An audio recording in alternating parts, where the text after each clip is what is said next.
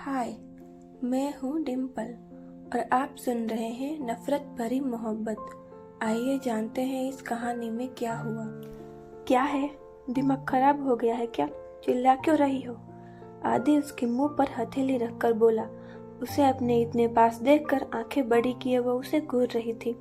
बोलोगी अब कुछ या आंखें के कोड़े बाहर निकाल कर ही चैन मिलेगा? वो चिढ़ा सा बोला तो रितिका ने अब उसकी हथेली पर काट लिया। ओए, जंगली बिल्ली हो क्या? वो अपनी हथेली हटाकर देखता हुआ बोला, जहाँ रितिका के दांतों के निशान थे। आप अब क्या कर रहे हैं इतने पास?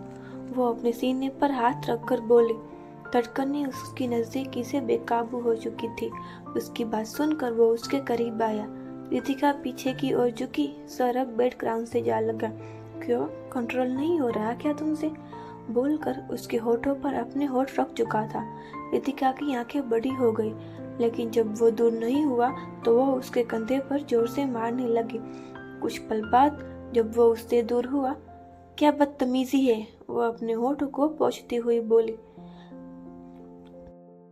आदि अब उसके जबड़े को कसकर पकड़ते हुए बोला, मुझे भी कोई इंटरेस्ट नहीं है तुम जैसी लड़कियों में।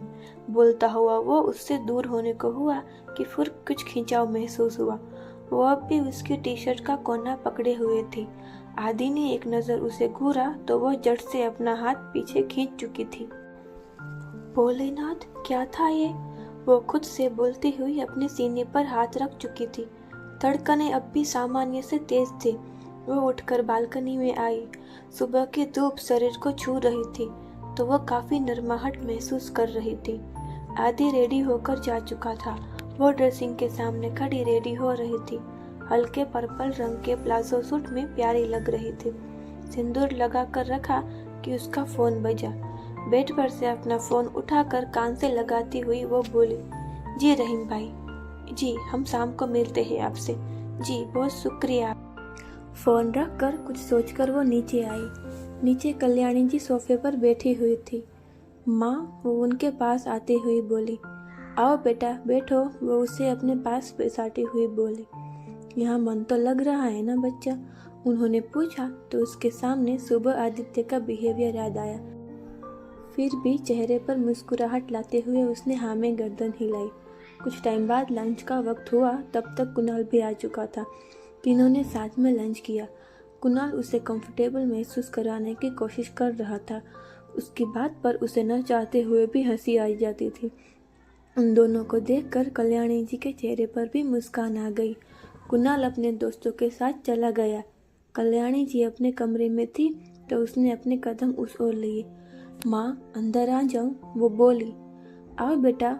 उनके पास जाकर बैठी। कुछ बातें करने के बाद बोली, माँ, वो एक दोस्त से मिलने जाना था। वो कुछ हिचकिचाती हुई बोली, जाओ बेटा, ड्राइवर होंगे नीचे। वो बोली तो उसने हाँ में गर्दन हिलाई। कुछ वक्त बाद वो एक रेस्टोरेंट में बैठी थी। रहीम भाई, आपका बहुत शुक्रिया। पता नहीं आपके एहसान कब चुका पाऊंगी। वो कुछ नरम लहजे में बोली। उसके लहजे में आई नमी महसूस कर रहीम भाई उसके हाथ पर हाथ रखकर बोले, चुप कर पागल। भाई भी बोलती है और एहसान की बात करती है। वो कुछ सख्त होकर बोले तो वो मुस्कुरा दी। कुछ दूरी पर खड़ा आदि ये देख रहा था।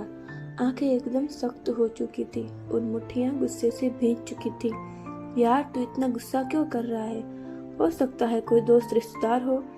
उसके साथ खड़ा मृणाल खन्ना, उसका बेस्ट फ्रेंड, बोला कि सामने देख। वो चुप हो गया।